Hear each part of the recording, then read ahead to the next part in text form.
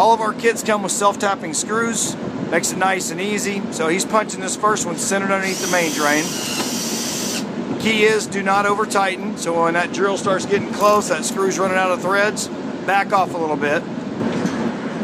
Once your actual mounting rack is installed, then you're going to hit in your what we call a deflector shield.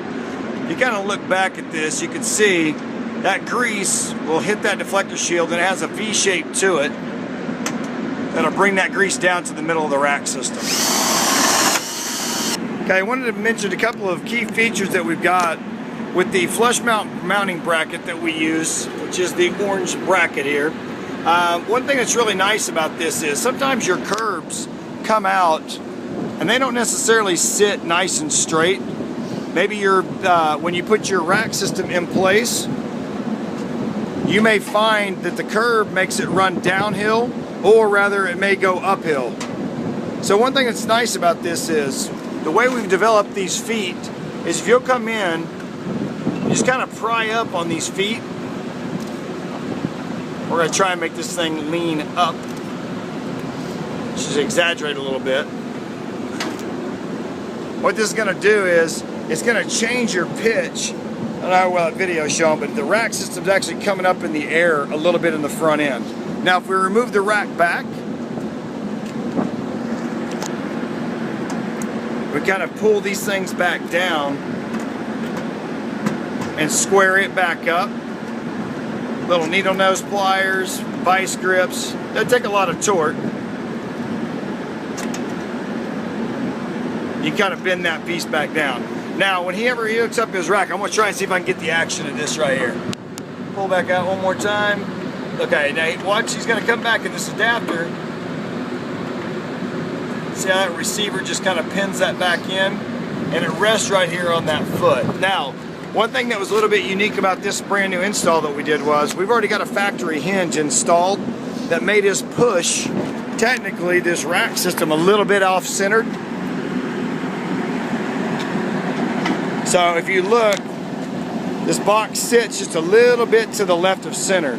The nice thing about using a deflector shield is anything that hits over in this area is going to redirect, and if you notice, he's got his deflector shield centered right in the middle of that box. That way everything's going to funnel right to the pillow.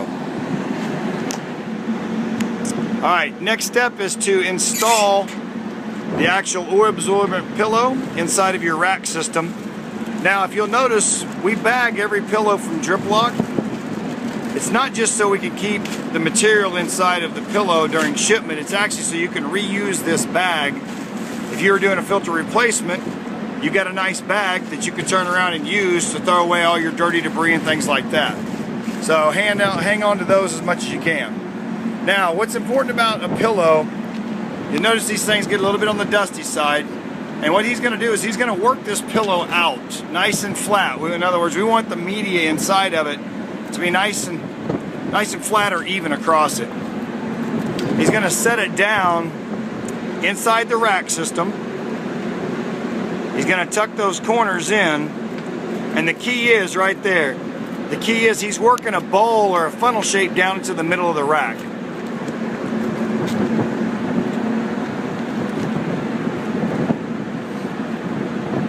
He's going to go ahead and make sure everything's good. He's going to snap his lid back in place. Easy enough. Now, a couple things to take away from that is whenever he puts that filter media inside of here, or his pillow, it's detrimental that he covers this drain hole, not just with the pillow material, but with the actual filter media. The idea is we're filtering water. We don't want to just leave things where they're redirecting grease out of a main drain of the rack system. That's meant to lose rainwater, not grease. So make sure your pillows are nice and in front of that hole. That concludes the install on the rack system. If you've got any questions, please call tech support. Thank you very much.